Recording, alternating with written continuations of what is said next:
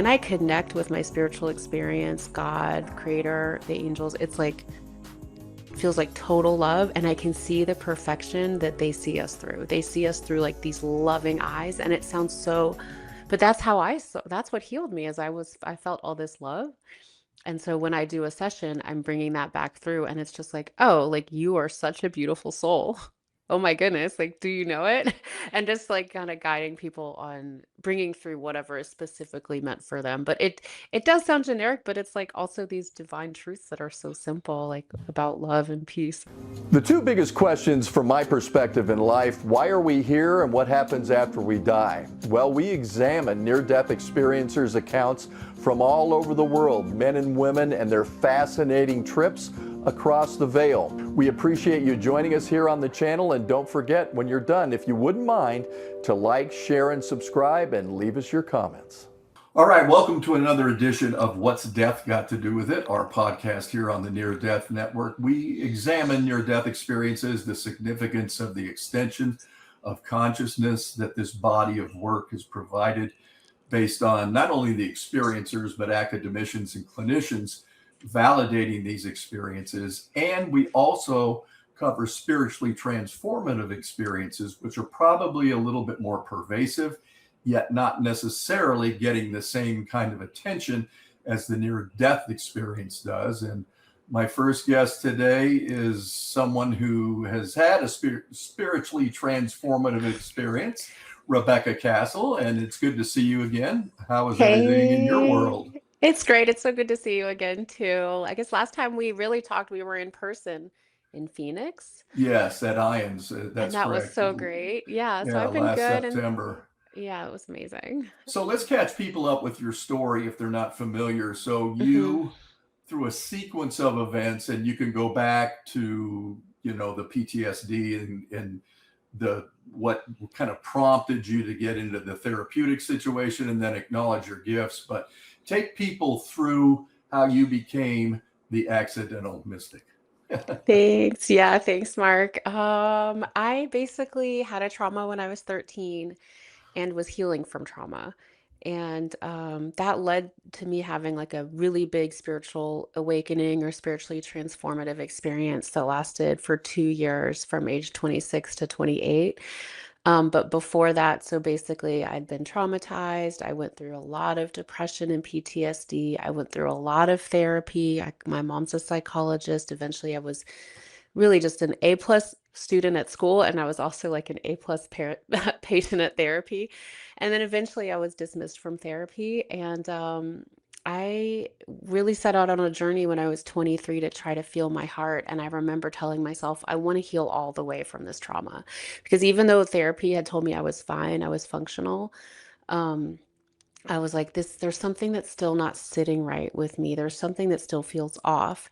And that was really, I didn't know it at the time, but it was my spiritual side coming awake, and really just kind of, I started being led by that. I was like, okay, what can I do to feel my heart? What can I do to feel better? And so I did a few different things to try to feel better. I was really quite desperate about like, I actually really am going to heal all the way. It was like that A plus student mindset coming back.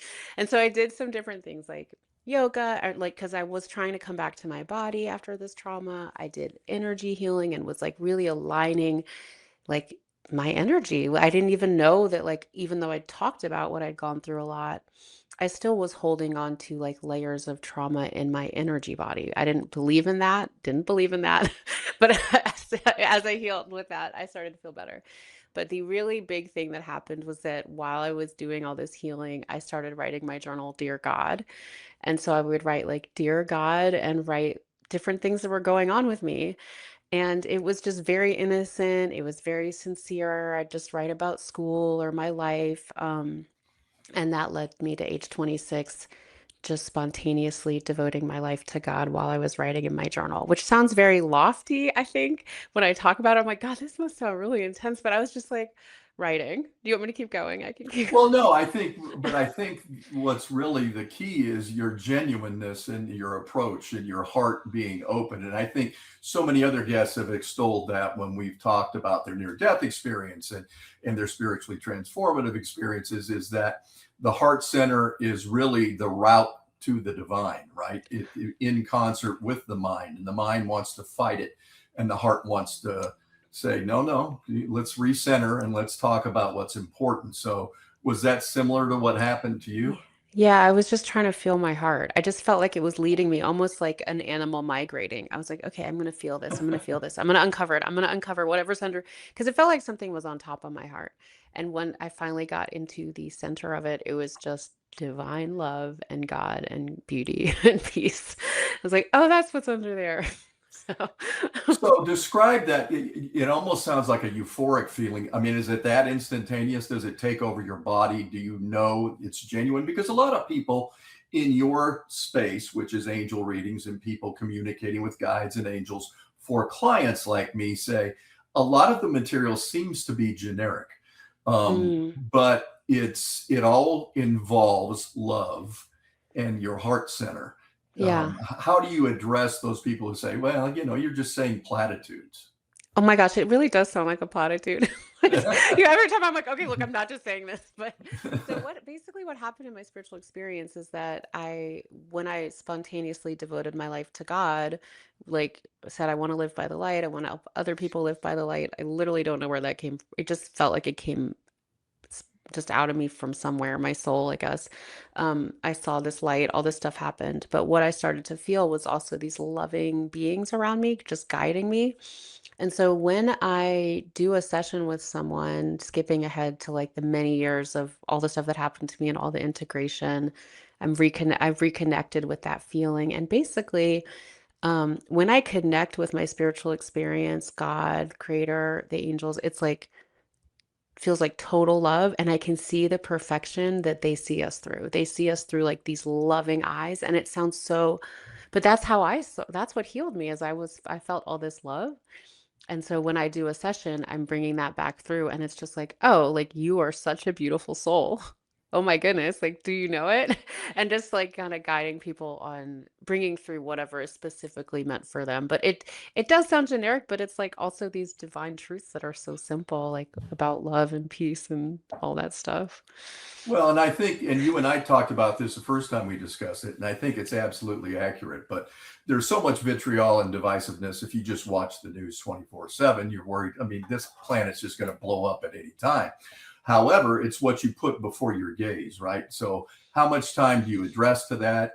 We're certainly not telling people to avoid the news. I made my living in the news department for over 30 years, but it has a place, but the place shouldn't be at the top of the pyramid. The place should be somewhere in the middle. You can access the information. You're not naive. You still have to live in the world, but not be of it. So I think there's a balance there.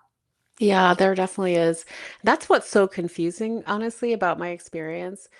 And as we're talking, and when I get still enough, I can feel that beautiful peace and that love. And I think we all, that's like where we come from. And that's what but it's like, but then the world is so far from it. And I think that's why it seems so simple. It's like, oh, just tune back into that love. All right, create a beautiful planet with it. But like when, Right. as we're not doing that, when we're with our more human, divisive side, it does seem very far, but it's also we don't have to do that. We don't have to live that way. And it's hard. You know, I made a video recently. It was just a little short talking about how we're all one, and I was tuning in, and it's like we're all one. We need to like see each other as the humans. And I got this like negative comment, like "Give me a break," because I think it's just so hard to imagine that that could be real. But for me, it's like a real experience. That's why I'm sharing it. It's like I really saw it. I really felt it. So. Well, and I think really the nexus point for all of us as individuals is that spark of divinity we all carry in us, right? Our soul is our divine marker. But they talk about it in near death experiences extensively about the life reviews, and every interaction we've ever had has been chronicled and will be replayed to us, not for judgment, but for just to show us that I was off the mark. I shouldn't have ridiculed that kid in second grade. He went on to have problems. He was bipolar. His family had problems. And Right. but in contradistinction to that, if I stop and help you with a tire, and you just had lost, a relative that was very profound, and you were despondent, maybe I restore your faith in humanity. So it's those little things that we think are benign. But what are some of the keys that you think, beyond Obviously, we need to love each other. That component of love is who we are. Our soul imprint is generated in love. We're all connected that way. But we come down here to experience polarity, right? The differences, yin, yang, right, left, yes, and no. Um, how do you reconcile navigating through this gauntlet of emotions with the aptitude that you have? Has it really significantly changed the way you carry yourself in your daily life? It definitely did. And it's been a journey because right after my spiritual experience ended, I had felt so much light and so much peace and so much love.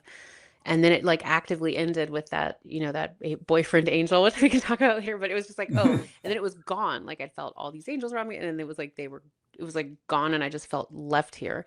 And I was going back and forth between, okay, I'm just going to be a human. I'm not going to, that was fake. Like I don't know what was real, and I wouldn't connect to it. And then I would overly like then I moved to the woods and just tried to only connect to it and like not be here at all. So it has really gosh, it's almost been 20 years since I wrote that journal entry. It'll be 20 years Wow. in January.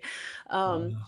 and now I've really found a balance, and I still work on it. It's not like really, I do call myself an accidental mystic because it's not like I was a nun or like a holy person. I was just a graduate student trying to heal Right. from trauma. And so it's like, oh, but that's, I think, the point of my experience and a lot of NDEers is that we're regular people and we all have access to this.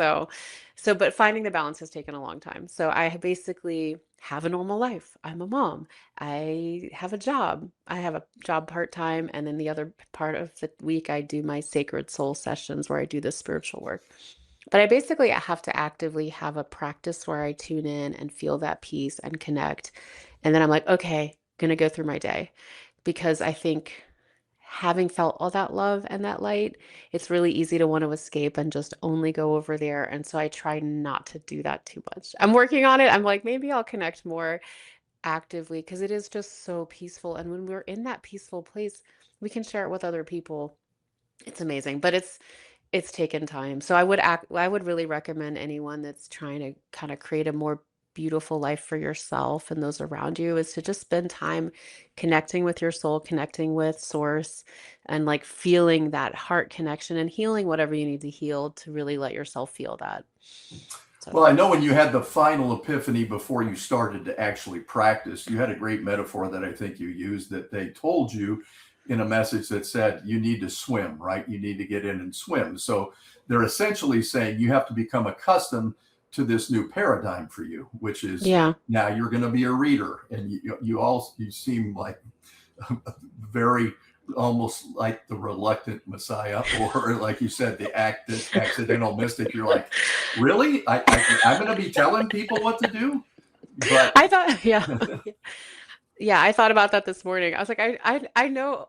I guess I can't believe I'm actually talking about it because I, it's hard. It's hard to be out there on the internet. I admire anyone who's out here telling their story because it's really personal and, but it is, I'm doing it. That's why I told myself before we got on this morning, like I'm doing this to help uplift people, to help them know it's not that big of a deal, that they're so loved and you don't have to change who you are to be loved. And so that's why I'm doing it. But yeah, it's taken a long time to get to this point of, and I'm still working on it. But yeah, the swimming, that was part of it. That's the kind of messages that would come through in my STE that I couldn't have made up myself. These were like divinely, for me, messages that were really profound. So, so let's talk about how the STE differs from the NDE, because we talk predominantly about NDEs on this channel, Near Death hmm Network. Why wouldn't we? But STEs are almost like a living example of what a lot of people clinically experience when they flatline or code or go to the other side, cross the hmm veil. yeah, Have you discerned that? Because I know you're really good friends with Betty Guadagno. She's an amazing, authentic, yeah. remarkably funny and incisive person. So you guys are kind of the yin and yang. You really pair well together. Oh, thanks. Um, how does a spiritually transformative experience from your experience differ from what Betty had? Yeah, so mine was basically in real time while I was living my regular life over the course of 2 years. I just would have these like spiritual experiences that would come. Um, I did not die, but I do feel like my trauma was a spiritual death. And I've been told by very spiritually aware people that when the physical world doesn't take care of you, the spiritual world does. And I do believe that now. So I was basically kind of on the other side after my trauma. I was really disembodied. And as I came back to my body and healed, and then I had this spiritual experience, I don't know. It wasn't that different otherwise. I had, when I go through the list that the Grayson scale that Dr. Grayson and his colleagues created, I basically click all the boxes, but it was like while I was awake. And I had someone ask me if it was psychosis. Well, someone comment, I should stop looking at comments, but I was like, I would have thought that too, and I thought it was, but there were so many verifiable things that were happening to me, and they healed me so much that I definitely just think it was a real spiritual experience that just changed my heart a lot. So it's really close to a near-death experience. I feel very connected to that community because there's a few things that we all have experienced, even though I didn't die. Like it was more real than real. That's how I knew what was spiritual and coming from God versus like my regular life. It was so different and much more real. Um, it also like I feel that longing for home because I felt all this light and this peace. And now I'm like, you have that like homesickness after. So I feel really Right. at home with all this. But I think we all have that homesickness. I think many of us are like, why is it like this? Like part of our soul Yeah. remembers, I think, what the other side is like. So Yeah. And people like yourself and the NDEers that we've talked to on the channel all say that the outline is created for the life experience, then it's wiped. It's wiped from our minds because we're like Betty says, I'm not going to come down here, have both my parents commit suicide, become a meth hooker, and try to find God that way. That's not the easy path, right? You would right. but you mentioned, and I think this is true with STEs and NDEs, some trauma initiates the the impetus for the experience. So obviously, if you're clinically dead, you have physiological and emotional, psychological issues to reconcile. On your end, it was the sexual trauma that you experienced as a teenager that you wanted to heal from that catapulted you in this surrender to God. If you just, I Yeah. want to surrender this, I want to be of service, I want to help. Yeah. And I think that's applicable for anyone, even if you haven't been through an intense trauma. But who doesn't go through trauma, honestly, Yeah, on we this all do. planet? But Sure. I think as soon as you can identify more with the soul than the body, then you are opening up to a spiritual experience and relationship. So I think sometimes it takes like okay, you're not your body, because it's so easy to just identify with the worldly things. But once you're like, okay, I'm ready to see myself as a soul, whether you die or you don't die, you So can, if I come to you for a reading, what does it look like? I just reach out to you. We'll give you your contact information at the end of the yeah, show. But thanks. if I reach out to you and say, Rebecca, I want a reading, how do you prepare and what is it? What is your protocol? Yeah, so it's interesting, great question. I recently, about a year ago, maybe I shifted my what I call it. I used to do like healings and readings separately. Now I just offer combined sacred soul sessions, which I received in prayer, to call it that. And I basically sit in the space of my spiritual experience, bring through a bunch of light with you. You bring through light, we sit together. And you get healing from that, and I'll bring through messages because I do invite in your angelic team and source, creator, God. I like to say every word because everyone has a different background, but Right. I did write God in my journal. But and then I feel them and they start showing me and guiding me for things that you might need to know. And it's very healing. It's not even like you said, it sometimes seems like platitudes. It seems like it's so basic, but it's really the energy that's coming through. And a lot of people say, "Oh yeah, I've been thinking that," or "Oh yeah, I know that." It's kind of like how it was with me. I was like, "Oh yeah, I know that this was part of my life. Like I know my soul like knows this." So when we sit with it, a lot of it like people want to hear about life purpose or relationships, and it usually is just like to help you get in alignment with your own soul because you have it too, you know. So, Well, yeah, and it's sometimes if you say, well, then how can I want to do this, but these things keep happening to me to prohibit me from doing it. This happens, that happens. No, you have autonomy. You have spiritual sovereignty. So, if and I don't want to put words in your mouth, but I think what the other side says to all of us is, um, You can accept it or not accept it. You're the sovereign being. If you feel internally that your mission is to go in the direction you're going in and you're happy, then knock yourself out. But if I'm coming to you for a reading, there's usually a reason that I want clarity on something in my life, Yeah. right? And Yeah. that has to be very rewarding when you provide that for someone. It's an honor. But well, because another thing is I was so miserable at the beginning after I was traumatized. And like I really do try to hold that space for people where I'm seeing past their pain and trauma. So because it's not just like they want a reading for some messages. A lot of people I work with, because of I think my vibration and what I've come through, they're dealing with trauma too, or they're dealing with depression or going through something. And I just hold the space that I see them as a beautiful being of love and light and bring them through that. Not to deny what they've gone through, but to like really hold them into their soul's vibration. So, Well, and that's interesting because we can go back to when you initially had the experience and you start seeing people on your campus radiating light, and you're like, do they know how beautiful they really are? And then you're thinking, well, no, I can't be thinking that. So at that time, you're on the fence a little bit. But that is the case, right? We're all frequency and vibration. Consciousness cannot be destroyed. I think we're coming to a point in humanity's history, hopefully, where we'll examine, like you mentioned, Bruce Grayson, Raymond Moody, Kenneth Ring, all the forebearers.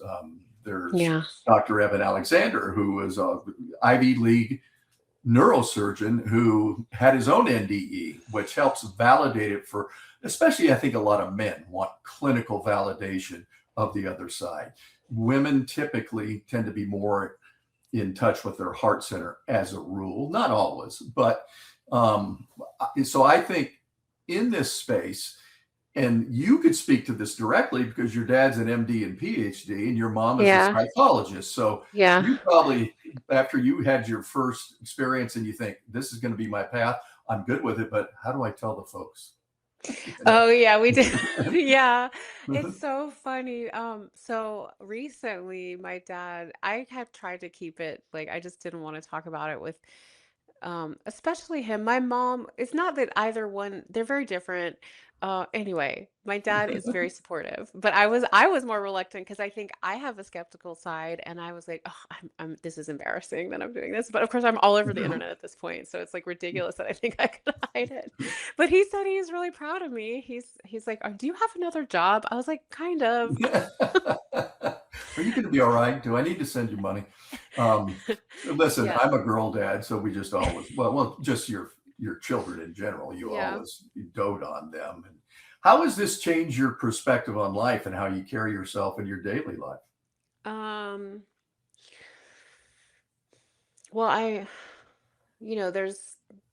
there's really always a feeling that there's we can create a better world or there is a better world nearby, maybe on the other side, but hopefully here too, because my whole experience was here. Um, and I do, I am very much more loving than I ever was before my experience. I see the beauty in everyone, especially when I'm like actively connecting to my experience, because it's really easy to just like over the years it gets further away. So I am Mhm. much more kind, loving. I know what we do and say matters to everyone. And that's a huge thing. I work with children now. I didn't do that before my experience. I mean, I kind of worked with them, but I was doing more research. But at the end of my experience, it was like I started working with like underserved communities, and that's what I've basically done my entire career since my STE. Um, yeah, and just always try to stay tuned in. When I decided my experience was real, I actively try to stay tuned into that, my center, that light and that love. Um, it makes life a lot better. So So when are you going to remove the accidental? Because it wasn't accidental. You know I know, but my personality that. thinks it was an accident. I'm still like, I can't believe them doing this.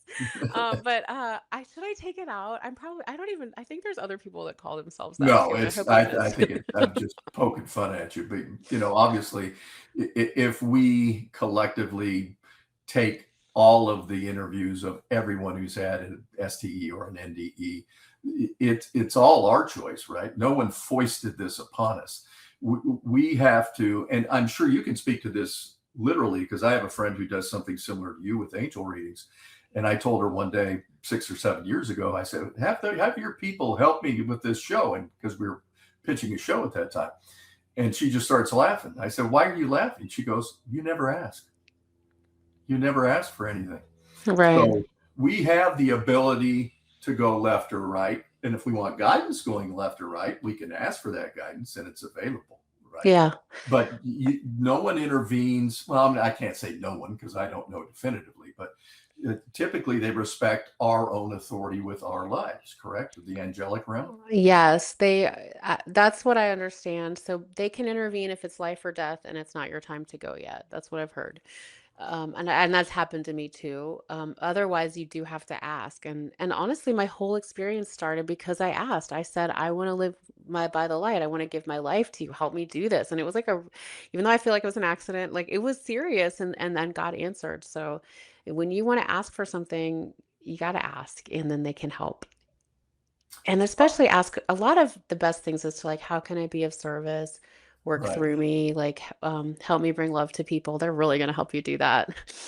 Well, and I think that's so important because I have so many friends, I don't know why, mainly male, who ask me for my counsel. And I say, do as I say, Aw. not as I do. But what I would say is you have the ability to do these things volitionally, but until you ask or until you're almost to the point of being worn down like you were, and I have some friends that have lost their spouses in the Mm, last 3 years, and it's sorry. extremely difficult for them to navigate without that anchor that they were by for so many years, good, bad, and indifferent.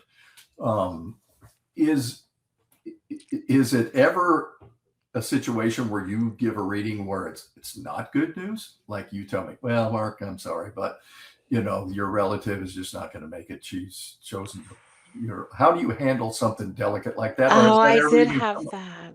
I had Yeah. that happen. I've had that happen a couple times. One time a woman was actively using drugs, and I got some really firm messages that she needed to stop.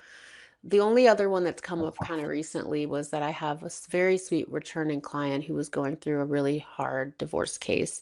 And when I tuned in and like, I'm not necessarily, my readings aren't like gonna tell, or my sessions aren't gonna like tell you the future, but I think what I bring through, if it's brought through, it's because you need to know it. And so like I always follow spirit first, but it was that it wasn't going to go in their favor. And I don't want to give too many details, but it was Sure. really Sure. hard. And I kept saying, I hope I'm wrong. I hope I'm completely wrong. I hope I'm hearing it completely wrong. I kept saying, I hope I'm a bad psychic. Mhm. And that was that. And then it turned out that that was correct. It didn't go in their favor and it was devastating. But they said this really helped me because I got to know a little bit in advance. But it usually is just I give it very gently. It doesn't happen often, Mhm. but it's only in love that whatever messages come through. But there really are no, like, in the angelic realm, there's no disasters, which is hard to say because we have so many hard things. I've been through hard things. You have friends, you are going, people go through hard things, but in the angelic realm, it's just, they just see so much peace and they're just bringing it through in a really loving way. I Well, guess. and I think for people like us doing a wide variety of roles in this space, it's authenticity and vulnerability. You're showing I'm vulnerable. My vulnerability put me in the position that I was in based on my experience. That I questioned my self worth. I had all these things. I'm just putting words in your mouth. I'm not saying that's what That's happened because true. I don't know. No. But um, but the good news is when you're authentic, like you were, when your plea was, I want to help, I want to be of service. And Dr. Jeff O'Driscoll, who's a wonderful member of our expert panel, has always said when he wakes up every day and he says, how can I be of service? I have a great day. He says, I never have a bad day. But some of us don't either act on that or we don't do it. Like Vinny Tolman, I asked him, and Vinny, Yeah. yeah. So Vinny, I said, Vinny, well, how do based on your experience, how do you deal with somebody when they cut you off in traffic and flip you off? And he said, I look at them and I say, Vinny's having a bad day, because we all have the same Mm. characteristics and we all go through the same kind of minutia. And we don't know why they're feeling the way they do. We Yeah. allow them in. We can just as easily say, okay, good luck.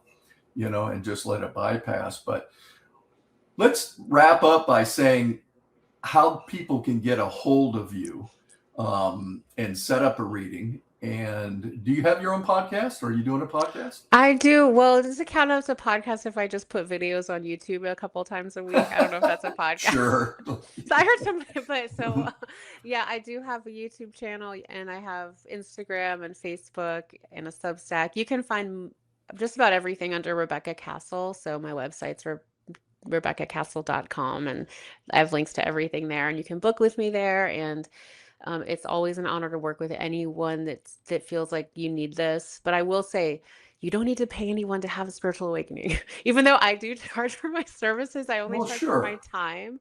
But God Sure. is free. You're totally loved. Like I had my awakening on my own. But if you need to have some guidance or you really want some help, I'm here. I'm here for you. And I do offer like I tune in and provide messages that are written and video messages. That's like free content you can find online and whatever helps us and you and me all just kind of heal and feel that beautiful love that I felt in my experience. So Well, it comes through in your work, so I'm thanks. glad you finally adopted it and and taken it on full It head took a while. It head took a on. while. Yeah, and listen, it does for all of us to I'm still synthesize. like, maybe I should quit doing it. No, I'm not gonna do that No, now. no, don't give it up. You serve too many people. And you spell Castle Kastl, correct? Yeah, Yeah, so a lot of Hungarian. people are going to say Castle, and I can't find her, and where is she? And maybe that would redirect them, but I just wanted to give them Yes, that heads Kastl. up. Yeah, And thank you. okay, well, listen, it's been great catching up with you. Thanks for putting up with our delays, and Happy New Year. This will air Yeah. in the new year on Yeah. Friday, Oh, yay. but Happy it New will be on Year. forever I on the know. internet Just a little forever. intimidating, but thanks so much for having me. It's so great to see Yeah, you no again, Mark. problem. It was great. Take Thanks. care.